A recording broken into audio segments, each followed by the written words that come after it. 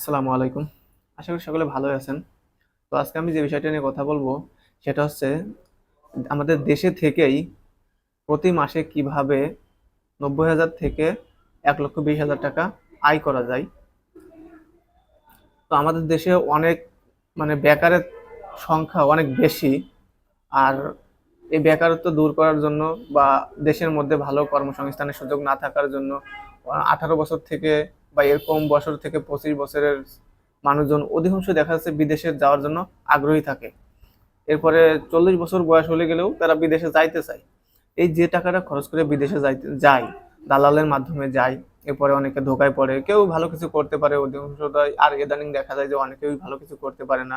একটা কাজের কথা বলে নিয়ে যায়, এরপরে দেয় অন্য কাজ, অনেক পরিশ্রম, কষ্ট বেশি করতে হয়। আবার যে টাকার বেতনের কথা বলা হয় সেই বেতনও দেয়া হয় না। সেক্ষেত্রে তারা অনেক কষ্ট সহ্য তো করতেই হয়, আরো অনেক বিভিন্ন ধরনের সমস্যার সম্মুখীন হতে হয়। ওদের আসলে কোনো পথ খোলা থাকে না, একবার যাওয়ার পর না পারে আসতে, না পারে শান্তিমতো থাকতে।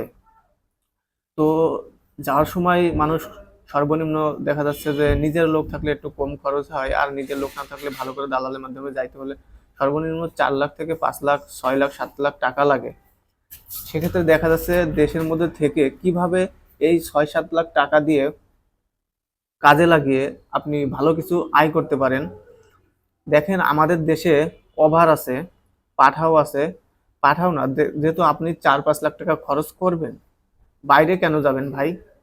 এইখানে এই আপনি দেশের মধ্যে ড্রাইভিং শিখেন, দেশে থেকে একটা ড্রাইভিং কোর্স করেন, ভালো করে লাইসেন্স বের করেন।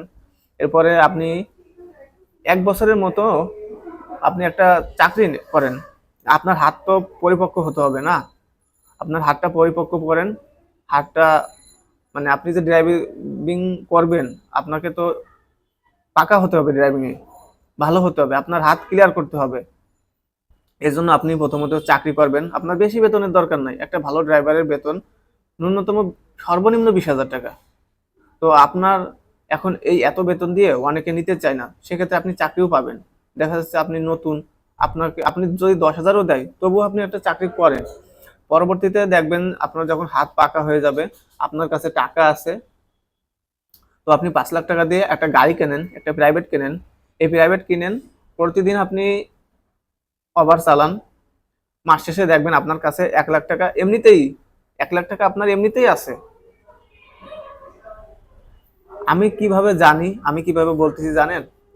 আমার রুমমেট, এখন আমার রুমমেট যে আছে, এই ভাই হলো এই আমি যেভাবে বললাম ঠিক এইভাবেই।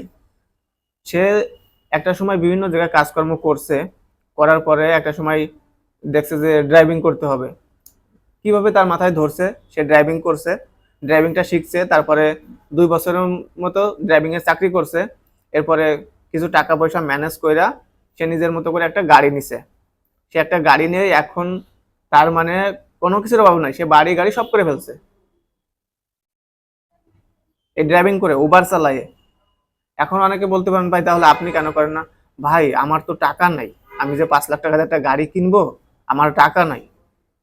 আমার টাকা থাকলে আমি আপনাকে এই কথা বলতাম না যে আপনি এই করেন। ভাই আপনি বিদেশ যাইতে চাচ্ছেন ৫ লক্ষ টাকা খরচ করে, এই ৫ লক্ষ টাকা খরচ করে যাইবেন, এরপরে বেতন পাইবেন ৩০, ৪০, ৫০, ৬০ হাজার। আপনি নিজে খাবেন না, বাড়ি পাঠাবেন, আপনার দিন শোধ করতে করতে আপনার জীবন চলে যাবে। এই ৫ লাখ টাকা আপনি ভালো কিছু করেন, কাজে লাগান। দেশের মধ্যে থেকেই ১ লাখ কামাইবেন প্রতি মাসে। আপনার কাছে যদি ৫ লাখ থাকে, আপনি চাইলে আর ২ লাখ টাকা ঋণ করতে পারবেন, এটা কোনো ব্যাপার না।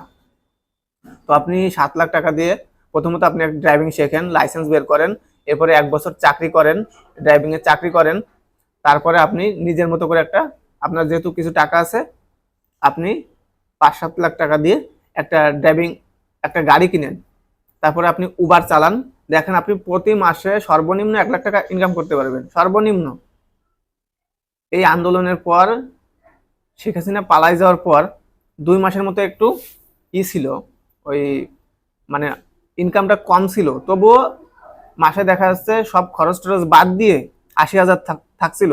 ভাই আবার বলতেছে না খরচ ইনকাম আবার আবার আগের মতোই হয়েছে, বাড়তেছে। ভাই প্রতিদিন ৪৫০০, ৫,০০০, ৬,০০০ টাকা করে ইনকাম করে।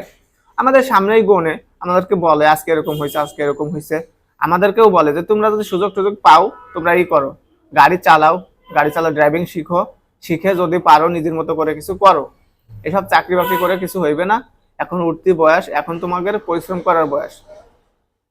তো ভাই আপনারা যারা বিদেশ যাইতে চান, এইসব সৌদি মালয়েশিয়া যাই লাভ নাই। যদি পারেন ভাই এই টাকাগুলো আপনারা কাজে খাটান, ভবিষ্যতে ভালো কিছু করতে পারবেন। তো আজকে এ পর্যন্তই, ভালো থাকবেন সবাই। আর আমি এই ভিডিওটা মানে শুধু আজকে নয়, আরো কয়েকবার ছাড়বো, কারণ আমার তো ফলোয়ার কম, আর আমার ভিডিওর মানে পেজের পরিস্থিতিও খুব খারাপ, যার কারণে আমার এই ভিডিওটা বেশি মানুষের কাছে পৌঁছে না। এজন্য আমি এই ভিডিওটা অনেক মানে বেশ কয়েকবার ছাড়তে চাই যাতে বেশি মানুষের কাছে পৌঁছায়। তো আজকে এ পর্যন্তই, ভালো থাকবেন সবাই, আল্লাহ হাফেজ।